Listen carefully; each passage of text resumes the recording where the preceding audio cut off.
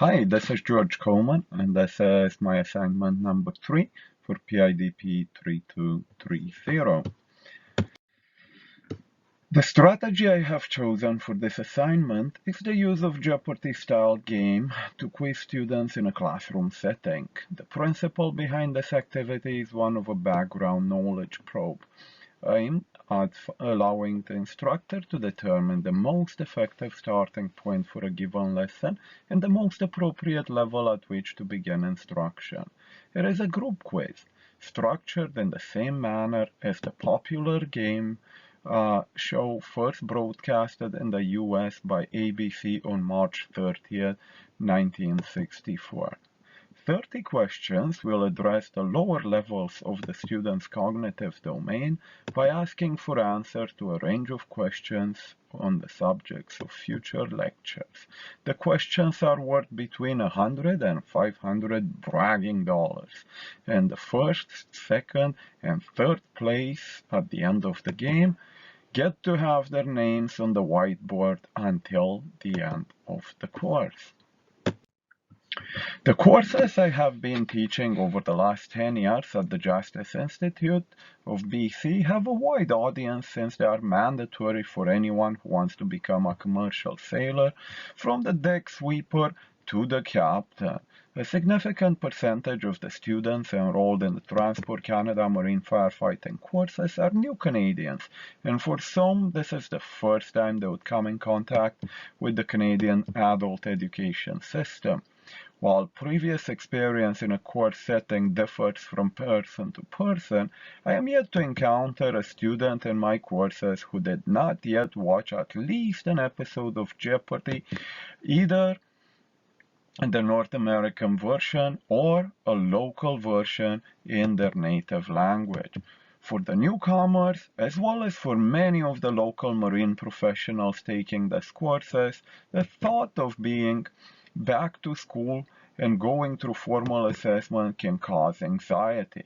Since Jeopardy is a TV game enjoying a broad range of audience, spanning across pretty much all social categories, both in North America and internationally, I believe that using it in my classroom puts the people at ease while helping the instructor assess their knowledge and provide feedback.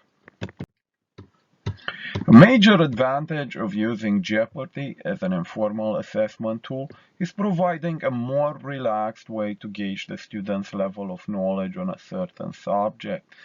There are hundreds of free Jeopardy PowerPoint templates, and building a game is quick and cheap. Disadvantages are the lack of focus on individual knowledge, since the game is played in a group setting. And another major disadvantage is that it will allow the more outspoken students to shine, while the introverts will likely take the back seat.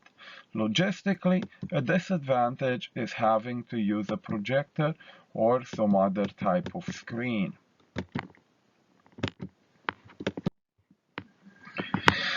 5 years ago, I have introduced a full 30-question Jeopardy game complete with a daily double and a final Jeopardy to the Marine Firefighting 2-day refresher course in an attempt to shorten the PowerPoint presentations and cover the theoretical knowledge required in the curriculum.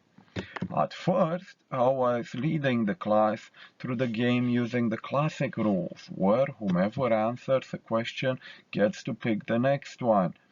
Over time, I switched to a more authoritarian version where the students are each choosing a question in the order they are sitting in the class until the game is over. Anyone is allowed to answer the question, though. I provide feedback by reinforcing the principle behind the answer and by revealing clues when the class takes too long to come up with an answer. The feedback can become overwhelming and demoralizing for students, I find, when a series of 3 or more questions leave the classroom in total silence. The Jeopardy version of the background knowledge probe can be used as pre- and post-assessment before instruction to find out the student's baseline knowledge level, and immediately after to get a rough sense of how much and how well they have learned the material. Moving forward, I am planning to build another Jeopardy game for the final review ahead of the written exam and the course. Thank you.